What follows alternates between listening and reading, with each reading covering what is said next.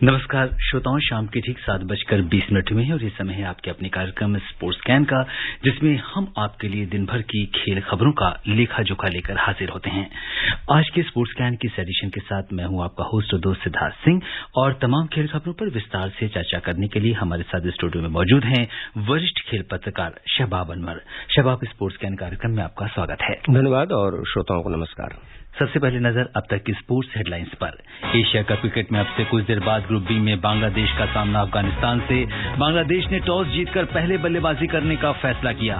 Durand cup football में Bengaluru FC और गोवा के बीच मैच 2-2 गोल से बराबरी पर रहा। एक अन्य मैच में निरोका एफसी का सामना हैदराबाद एफसी से जारी।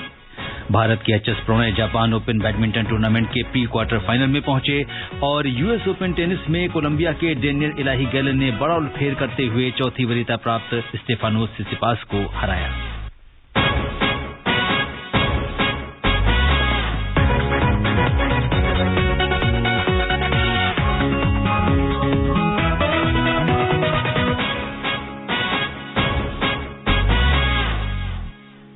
खेल खबरों में सबसे पहले बात करते हैं एशिया कप क्रिकेट की। नंबर 1 मेरा इंडिया, जीतना है अब एशिया। पड़ोसियों में जागी है देखो जीत की उमंग, आके तिरंगा दिखाएंगे हैं हम न किसी से कम। अब से कुछ देर बाद ग्रुप बी में बांग्लादेश का सामना अफगानिस्तान से होने वाला है। टॉस जीतकर बांग्लादेश ने बल्लेबाजी करने का फैसला किया है। आकाशवाणी से इस मैच का आंखों देखा हाल एफएम रेनबो और अतिरिक्त मीटरों पर प्रसारित किया जा रहा है। आइए सुनते हैं इस मैच पर स्पोर्ट्स डेस्क की ये खास रिपोर्ट। नंबर 1 मेरा इंडिया, जीतना है अब एशिया। पड़ोसियों में जागी है देखो जीत की उमंग, आके तिरंगा दिखाएंगे हैं हम न किसी से कम। अब से कुछ देर बाद सभी क्रिकेट प्रेमियों की निगाहें शारजाह क्रिकेट ग्राउंड पर लगी होंगी, जहां बांग्लादेश और अफगानिस्तान के बीच मुकाबला होगा। बांग्लादेश का ये टूर्नामेंट में पहला मैच होगा, जबकि अफगानिस्तान पहले मैच में श्रीलंका से हारकर आ रही है। अफगानिस्तान की बात करें तो कप्तान नबी, बल्लेबाज गुरबाज, गेंदबाज फजल हक फारूक और ऑलराउंडर राशिद खान शानदार फॉर्म में हैं। अगर अफगानिस्तान मुकाबले में बांग्लादेश को हरा देती है तो अफगानिस्तान टीम टूर्नामेंट के सुपर 4 में पहुंचने वाली पहली टीम बन जाएगी। अफगानिस्तान की जीत चाहे छोटी हो या बड़ी, वो सुपर 4 में एंट्री कर लेगी। दोनों टीमों के साथ ग्रुप बी में श्रीलंका शामिल है और ग्रुप स्टेज का ये अफगानिस्तान अपना आखिरी मैच खेलने उतरेगी। सुपर 4 के मुकाबले 3 सितंबर से खेले जाने हैं। शाकिब अल हसन की अगुवाई वाली बांग्लादेश की टीम जीत के साथ अपना खाता खोलने का लक्ष्य लेकर मैदान में उतरेगी। बांग्लादेश की टीम मुशफिकुर रहीम, महमूदुल्लाह और मुस्तफिजुर रहमान पर भरोसा करेगी। इधर अफगानिस्तान का पहली जीत के बाद जोश 7वें आसमान पर है। फजल हक फारूकी के 3 विकेट और रहमानुल्लाह गुरबाज के 18 गेंदों पर 40 रन की शानदार पारी की बदौलत अफगानिस्तान ने श्रीलंका को 8 विकेट से करारी शिकस्त दी थी। बतौर कप्तान शाकिब अल हसन और मोहम्मद नबी आमने सामने होंगे। 16,000 दर्शकों की क्षमता वाले इस स्टेडियम का ग्राउंड थोड़ा छोटा है, बल्लेबाजी के लिए काफी अच्छा मैदान है। देखना दिलचस्प होगा कि आज का दिन किस टीम के नाम होता है। Athar Saeed, sports scan. Number 1 मेरा इंडिया, जीतना है अब एशिया। पड़ोसियों में जागी है देखो जीत की उमंग, आके तिरंगा दिखाएंगे हैं हम न किसी से कम। जी हाँ शबाब, आज का ये इम्पोर्टेंट मैच है। एक तरफ अफगानिस्तान जो है वो है और दूसरी तरफ बांग्लादेश है। किस तरह का आप देख रहे हैं इस मैच में, क्या कुछ होने वाला है? पहले सिद्धार्थ जी, सबसे जो महत्वपूर्ण बात यह है कि एशिया कप अपने पुराने मैदान पर लौट आया है। क्योंकि आपको याद होगा 1984 में जो एशिया कप की शुरुआत शारजाह से हुई थी, और ये वही मैदान है जिस पर आज का मैच खेला जाने वाला है। तो एशिया कप लौटा है अपने कहा जाए कि पैतृक मैदान पर एक तरह से। ये मैदान जैसा कि आपने रिपोर्ट में भी बताया गया कि छोटा है। यहाँ पर 200 रन कम से कम बनने चाहिए, 180 से 200 के बीच। और अगर पहले बल्लेबाजी करने वाली टीम को तो खास तौर से इसका ख्याल रखना पड़ेगा। बांग्लादेश और अफगानिस्तान की टीमों की अगर हम तुलना करें तो हाल के दिनों में अफगानिस्तान ने निरंतरता के साथ T20 क्रिकेट में जीत हासिल की है। तो वैसे तो कहा नहीं जा सकता, कुछ नए फॉर्मेट में एशिया कप खेला जा रहा है। पहले एक दिवसीय वनडे क्रिकेट का होता था, अब T20 का है, लेकिन T20 में जो मुकाबले जो जिस तरह का प्रदर्शन रहा है एशिया कप से पहले भी अफगानिस्तान का, तो मुझे ऐसा नहीं लगता कि बांग्लादेश के लिए ये आसान काम होगा। और चूंकि 8 विकेट से पहला मैच जीत चुकी है अफगानिस्तान की टीम, तो सुपर 4 में पहुंचने में उसे कोई ज्यादा परेशानी होनी नहीं चाहिए। जी, और अफगानिस्तान की टीम में फिलहाल कोई बदलाव नहीं किया गया है। वहीं शाकिब की बात करें तो अपनी टीम में 3 स्पिनर्स और 2 तेज गेंदबाजों के साथ उतरे हैं, तो काफी कुछ बांग्लादेश ने भी अपनी तैयारी कर रखी है। और जिस तरह से अफगानिस्तान ने ये पूरा मैच आज पिछले मैच में जिस तरह से खेला और जिस तरह से सुपर 4 में जगह बनाने के लिए जो आज उसका मुकाबला है, तो मुझे लगता है कि जिस तरह का रन रेट भी है अफगानिस्तान के पास, काफी कुछ मजबूत स्थिति में नजर आ रही है। बिल्कुल सही कहा आपने। नेट रन रेट अगर आपके पास अच्छा है, चूंकि 8 विकेट से जीत हासिल की थी, तो नेट रन रेट के साथ अगर आप मैदान में उतर रहे हैं तो एक और मनोवैज्ञानिक लाभ रहता है।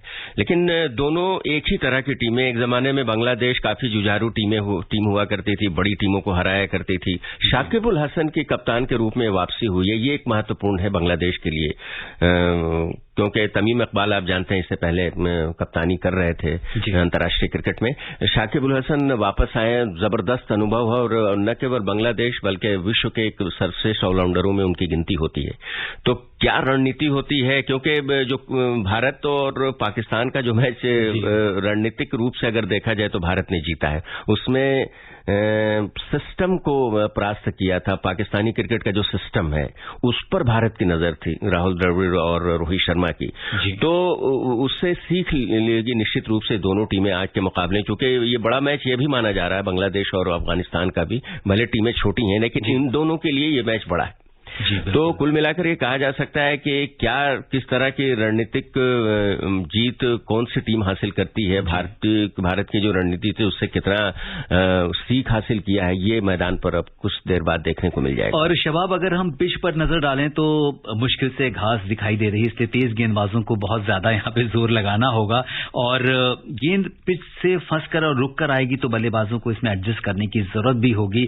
तो जो पिच को लेकर आप क्या कुछ कहेंगे? देखिए, पिच जैसा कि हमने दुबई की देखा, पहले बड़ी सपाट पिच हुआ करती थी, मतलब सपाट इस माने में कह लीजिए कि बहुत ज्यादा आइडियल पिच नहीं हुआ करती थी क्रिकेट के लिए। लेकिन एमिरेट्स क्रिकेट बोर्ड ने अब पिच क्यूरेटर विदेश से बुलाया है, तो उसके बाद आपने देखा होगा कि दोनों को फायदा हुआ, बॉलर्स को भी। यहाँ भी दुबई की बात मैं कह रहा हूँ, शारजा में भी वही क्यूरेटर है, तो वहां भी उन्होंने ही पिच तैयार की है। तो यहाँ पर भी हमको देखने को मिलेगा कि मिश्रण रहेगा, दोनों टीम विभाग में फायदा होने वाला है। लेकिन यहाँ पर सबसे महत्वपूर्ण बात यह है कि आप जिस रणनीति के साथ मैदान पर उतरते हैं वो प्रतिफूल होता है कि नहीं, ये महत्वपूर्ण है। जिस तरह से भारत ने करके देखा है, भले मैच अंतिम ओवर तक गया लेकिन भारत की जो ये जीत हुई है वो रणनीतिक जीत हुई है। बिल्कुल, आपने रणनीति की बात करी है तो बांग्लादेश के लिए जो है राशिद खान ने कहा है कि ये मुकाबला उसी टीम की ओर जाएगा जो दबाव और तनाव को बेहतर संभाल पाएगा, क्योंकि अफगानिस्तान जिस तरह से अपने मोमेंटम में है और इतनी बड़ी जीत के साथ आज अपनी लय को बरकरार रखना चाहेगी, तो वहीं भी आज बांग्लादेश अपना आगाज कर रही है, तो वो भी कोशिश करेगी कि पूरी जीत के साथ आगाज करें ताकि नेक्स्ट मैच में वो बेहतर परफॉर्म कर सकें। जी हाँ, बिल्कुल। लेकिन अफगानिस्तान की कोशिश रहेगी कि बिना लाग लपेट के वो सुपर 4 में पहुंच जाए। बिल्कुल, तो देखते हैं इस मैच में क्या कुछ होता है। एशिया कप में कल भारत का सामना हांगकांग से होगा। ये मैच जीतने पर भारतीय टीम सुपर 4 में जगह बनाएगी और टूर्नामेंट के अगले दौर में पहुंच जाएगी। भारत की तुलना में हालांकि हांगकांग की टीम काफी कमजोर है और टीम इंडिया को ये मैच जीतने में फिलहाल शबाब कोई परेशानी नहीं दिख रही है। बिल्कुल, एक खास बात ये हो सकती है इस मैच में जो उच्च क्रम के हमारे 3 बल्लेबाज थे जो पूरी तरह से कहा जाए कि रन नहीं बना पाए, असफल रहे, उनके लिए कमजोर गेंदबाजी हांगकांग की, उसके विरुद्ध लय वापस करने का एक मौका होगा। इससे ज्यादा और कुछ मैच के बारे में कहना नहीं है। निश्चित रूप से क्वालिफाई करके आई है हांगकांग की टीम, ज्यादा क्रिकेट के लिए जाना नहीं जाता है ये देश, संघर्ष किया है उसने, कई अच्छी टीमों को हराया है। तो जब क्वालिफाई करके एशिया कप खेल रही है तो मुकाबला तो देगी ही, लेकिन कुल मिलाकर मेरे हिसाब से भारतीय उच्च क्रम के बल्लेबाजों के लिए लय में वापस होने का एक अच्छा मौका है ताकि अगले जो बड़ा मैच होगा उसमें उसका फायदा उठाया जा सके। बिल्कुल, तो इस मैच पर भी हमारी नजर कल बनी रहेगी। डूरंड कप फुटबॉल में ग्रुप ए में आज बेंगलुरु एफसी और गोवा के बीच मैच 2-2 गोल से बराबरी पर रहा। ग्रुप ए में 3 में से 2 मैच जीतकर 7 अंकों के साथ बेंगलुरु दूसरे स्थान पर है। वहीं गोवा 4 मैचों में 1 जीत के साथ 4 अंक लेकर तीसरे स्थान पर है। एक अन्य मैच में निरोका एफसी का सामना हैदराबाद एफसी से हो रहा है। हाफ टाइम तक हैदराबाद ने 2 गोल की बढ़त बना ली थी और डूरंड कप पर सबकी नजरें हैं इस समय। और सबसे पहले बात करेंगे बेंगलुरु एफसी और गोवा के बीच जिस तरह से एक बराबरी पर मैच खत्म हुआ, काफी टक्कर का दर्शकों के लिए काफी रोमांचक मैच था। रोमांच था, लेकिन दोनों तरफ से गोल करने के कई अवसर गंवाए गए। ये भारतीय फुटबॉल की कमजोरी रही है क्लब स्तर पर, और जब राष्ट्रीय टीम खेलती है अंतर्राष्ट्रीय मुकाबलों में तो भी हम देखते हैं कि मध्यक्रम में काफी अच्छा मूवमेंट था दोनों ही मध्य मैदान में दोनों ही टीमों का, लेकिन जो अवसर का लाभ उठाना चाहिए वो उस तरह से दोनों टीमें नहीं उठा पाई। लेकिन बहरहाल डूरंड कप का मुकाबला है, काफी उच्च स्तरीय फुटबॉल खेली जाती है, इसमें अभी बहुत कुछ होना भी बाकी है। तो मैं ये कहूंगा कि ये मैच कम से कम ड्रॉ नहीं होना चाहिए था, किसी टीम को जीतना चाहिए था। कम से कम 4 ऐसे अवसर जरूर आए जब दोनों ही टीमों ने गोल के आसान मौके गंवाए जी। और अगर हम अभी जो हैदराबाद और जो निरोका एफसी के बीच में मुकाबला चल रहा है इस पर नजर डालें तो हैदराबाद देखिए 2 में से मैच उसने खेले हैं, दोनों में जीत हासिल की है, 6 अंक है, शीर्ष पर ग्रुप सी के है। और वहीं निरोका हालांकि उसने भी 2 में से 1 मैच जीता है, 1 मैच ड्रॉ रहा है, 4 अंक हैं उसके। और ये जो दोनों शीर्ष की टीमें हैं इनके बीच अब इस समय मुकाबला हो। बिल्कुल, हैदराबाद का गोल एवरेज भी काफी अच्छा है। हैदराबाद का गोल एवरेज मतलब कि अगर कहा जाए कि 70 से भी ज्यादा है अगर देखा जाए तो, यानी अवसर जो मिले उन्होंने जो लाभ में अवसर को गोल में परिवर्तित किया है वो 70 से 80% के बीच में है, काफी जी हाँ। तो अगर आपको मौका मिलता है, आप गोल करते हैं, तब टीम जीतेगी। यही हैदराबाद की टीम में देखने को मिला है। बिल्कुल, तो इस पर हमारी नजर बनी रहेगी कि आज के इस मैच पर क्या कुछ होता है। बात करते हैं बैडमिंटन की। भारत के star shuttler HS Prannoy Japan Open badminton tournament के प्री क्वार्टर फाइनल में पहुंच गए हैं। मैच के दौरान पहले राउंड में हांगकांग के वर्ल्ड नंबर 12 एंगुस एंगका लॉन्ग ने नाम वापस ले लिया। वो चोटिल होने की वजह से रिटायर्ड हर्ट हुए। इस वजह से भारत के प्रणय को वॉकओवर मिल गया। जिस वक्त एंगुस रिटायर्ड हर्ट हुए उस वक्त प्रणय पहले गेम में 11-10 से आगे चल रहे थे। प्रणय दूसरे दौर में सिंगापुर के लोह कीन यू से खेलेंगे। श्रीकांत पहले दौर में पूर्व वर्ल्ड चैंपियन ली जीजिया से खेलेंगे। वहीं लक्ष्य सेन का सामना केंता मोमोता से होगा। महिला सिंगल्स के पहले दौर में साइना नेहवाल का सामना वर्ल्ड चैंपियन अकाने यामागुची से होगा। इसके अलावा महिला डबल्स में अश्विनी और शिखा गौतम की जोड़ी कोरियाई जोड़ी बेक हाना और लियू लिम के साथ खेलेगी। वहीं तिशा जॉली और गायत्री गोपीचंद की जोड़ी भी खेलती दिखेगी। पुरुष डबल्स की बात करें तो एमआर अर्जुन और ध्रुव कपिला की जोड़ी पहले दौर में कोरियाई जोड़ी चोई सोड क्यू और किम वॉन हो की जोड़ी से खेलेगी। और अगर हम देखें तो अर्जुन और ध्रुव ने हाल ही में इतिहास रचा था। ये जोड़ी बीडब्ल्यूएफ वर्ल्ड चैंपियनशिप के क्वार्टर फाइनल में पहुंचने वाली पहली भारतीय पुरुष डबल्स जोड़ी बनी थी। तो काफी कुछ इसमें जापान ओपन बैडमिंटन में आप किस तरह से शबाब भारतीय संभावना को देखते हैं? देखिए, भारतीय संभावना चूंकि जापान ओपन में भारत का प्रदर्शन पिछले मुकाबले में कुछ मुकाबलों में औसत रहा है अगर देखा जाए तो कुल मिलाकर, लेकिन यहाँ पर जो खिलाड़ी मैदान में उतरे हैं खास करके जो युवा खिलाड़ी हैं, जो युवा चेहरा है भारतीय बैडमिंटन का, उन्होंने अच्छी शुरुआत की है। निश्चित रूप से ये कहा जा सकता है। महिला वर्ग का मुकाबला अभी शुरू नहीं हुआ है। सबकी नजर मुझे ऐसा लगता है कि महिला वर्ग पर ज्यादा हो गए। जस प्रणय को एक मौका जरूर मिला है चूंकि वो वॉकओवर के साथ प्री क्वार्टर में पहुंचे हैं, लेकिन यहाँ पर तारीफ ये करनी पड़ेगी कि जिस तरह से पहले गेम में उन्होंने बढ़त प्राप्त की थी जिस समय खेल रोका गया था, तो वो काबिल तारीफ है। अपने से कहीं ज्यादा रैंक के बड़े खिलाड़ी के साथ उनका मुकाबला था, लेकिन लक ने उनका साथ दिया, भाग्य ने, और अंततोगत्वा प्रतिद्वंदी टीम जो खिलाड़ी था वो चोटिल हो गया। बिल्कुल, तो उम्मीद है कि जापान ओपन बैडमिंटन टूर्नामेंट में भारतीय खिलाड़ी अपनी चुनौती बेहतर रूप से पेश करेंगे। बीडब्ल्यूएफ ने वर्ष 2023 और 2024 के लिए बैडमिंटन कैलेंडर की घोषणा कर दी है। सत्र की शुरुआत नए सुपर 1000 मलेशिया ओपन और 750 इंडिया ओपन से होगी। क्या कुछ कार्यक्रम है, आइए सुनते हैं इस रिपोर्ट में।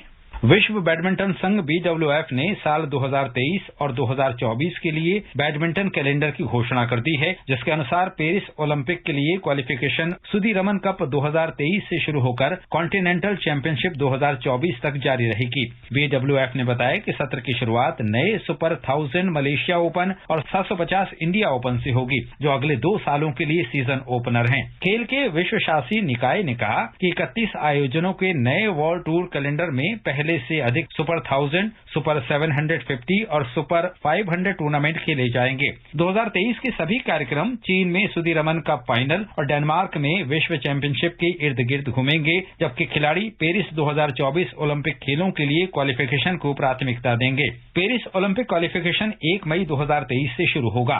सुदीरमन कप फाइनल 2023 उस अवधि के भीतर पहला रैंकिंग टूर्नामेंट है। क्वालिफिकेशन प्रक्रिया 28 अप्रैल 2024 तक चलेगी और 30 अप्रैल 2024 को पेरिस रैंकिंग सूची के आधार पर खिलाड़ी ओलंपिक में जगह बनाएंगे। BWF ने कहा कि सत्र के अंत में होने वाले वर्ल्ड टूर फाइनल के लिए मेजबान स्थल की घोषणा बाद में की जाएगी। BWF टूर सुपर 100 के मेजबानों की घोषणा भी अलग से की जाएगी। BWF के महासचिव थॉमस लुंड ने कहा कि अधिक सुपर 1000, सुपर 750 और सुपर 500 वर्ल्ड टूर टूर्नामेंट में हम उच्च पुरस्कार राशि, खिलाड़ियों के अवसरों में वृद्धि, टेलीविजन और ऑनलाइन पर अधिक कवरेज और शानदार प्रस्तुति देकर खिलाड़ियों की मदद कर सकते हैं। अतहर सईद, स्पोर्ट्स कैन। जी हाँ, अगर हम देखें शबाब, तो 23 और 24 के लिए जिस कैलेंडर की हम बात कर रहे हैं, शुरुआत जो है 1000 मलेशिया ओपन से और 750 इंडिया ओपन से होगी। किस तरह से आप इस पूरे कार्यक्रम को रिव्यू करते हैं? देखिए, इस पूरे कार्यक्रम में जो सबसे महत्वपूर्ण चीज है बैडमिंटन के अंतर्राष्ट्रीय खिलाड़ियों के लिए, वो है कि ओलंपिक क्वालिफिकेशन। तो ओलंपिक क्वालिफिकेशन पर बहुत ज्यादा इनकी तवज्जो रहेगी। कुछ मैचेज उसके लिए वो मिस भी कर सकते हैं, लेकिन अंकों के आधार पर ये क्वालिफिकेशन है, इसलिए कोशिश ये करनी होगी कि पूरी तरह से फिट रहें।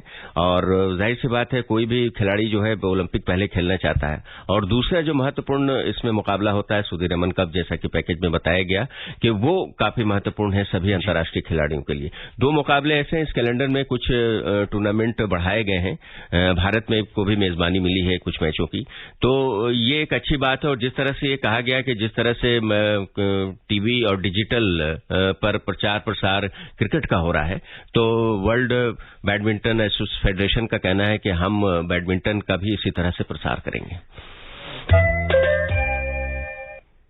यूएस ओपन टेनिस में कोलंबिया के डेनियल इलाही गैलन ने बड़ा उलटफेर करते हुए चौथी वरीयता प्राप्त स्टेफानोस सिसिपास को हरा दिया है। मौजूदा चैंपियन डेनियल मेदवेदेव, ब्रिटेन के एंडी मरे, ऑस्ट्रेलिया के निक किर्जियोस भी दूसरे दौर में पहुंच गए हैं।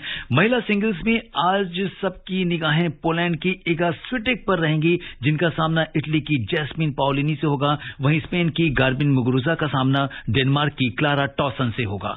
तो ये महत्वपूर्ण मैच होने जा रहे हैं। और सिसिपास की अगर जहां तक हम हार की बात करें, ये एक बड़ा उलटफेर हुआ है इस बार। बिल्कुल, ग्रैंड स्लैम में आमतौर पर पहले राउंड में इस जो सीडेड खिलाड़ी होते हैं उन्हें पराजित होते हुए बहुत कम देखा जाता है, लेकिन युवा प्रतिद्वंदी थे सामने और बहुत ही शानदार खेल का प्रदर्शन किया, जिसके कारण उन्हें जीत मिली। बिल्कुल इसी तरह का उलटफेर महिला सिंगल्स में भी देखने को मिला, जब 7वें नंबर की खिलाड़ी सिमोना हालेप जो है महिला सिंगल्स के पहले दौर में यूक्रेन की डारिया स्निगर से हारकर टूर्नामेंट से बाहर हो गई। हालांकि ये दोनों जो खिलाड़ी पुरुष और महिला दोनों वर्ग में जो जीते हैं उलटफेर करके, उनके लिए आगे की राह उतनी आसान नहीं होगी इस ग्रैंड स्लैम मुकाबलों में, लेकिन फिर भी निश्चित रूप से उलटफेर करते हुए शुरुआत तो अच्छी की। जी बिल्कुल, और अपने से बड़ी वरीयता प्राप्त खिलाड़ी को जब आप हरा देते हैं तो कहीं ना कहीं उस खिलाड़ी का जो मनोबल होता है वो बहुत ऊंचा हो जाता है। और जिस तरह से अगर हम देखें तो कुछ नए चैंपियंस भी हमें इसमें मिल रहे हैं। जी हाँ, बिल्कुल। एक समय ऐसा था कि ग्रैंड स्लैम मुकाबले जितने भी होते थे उसमें 4 बार 5 बार निरंतरता के साथ एक ही नाम हुआ करता था, लेकिन अब आपने बिल्कुल सही कहा कि अब नए चैंपियंस भी ग्रैंड स्लैम मुकाबलों में आ रहे हैं। अब देखना है कि इसमें क्या होता है। श्रोताओं, अब समय अनुमति नहीं दे रहा है कि हम कुछ और खेल खबरों पर चर्चा करें। शबाब आप हमारे स्टूडियो में तमाम खेल खबरों पर चर्चा करने के लिए आपका बहुत बहुत धन्यवाद और आभार। धन्यवाद। श्रोताओं, स्पोर्ट्स कैन में आज के लिए बस इतना ही। अगर आप इस कार्यक्रम को दोबारा सुनना चाहते हैं तो लॉग ऑन कर सकते हैं हमारी वेबसाइट newzoneair.nic.in पर। कल शाम 7:20 पर दोबारा मुलाकात के वादे के साथ इजाजत दीजिए अपने होस्ट और दोस्त सिद्धार्थ सिंह को। तब तक के लिए नमस्कार, शुभ रात्रि।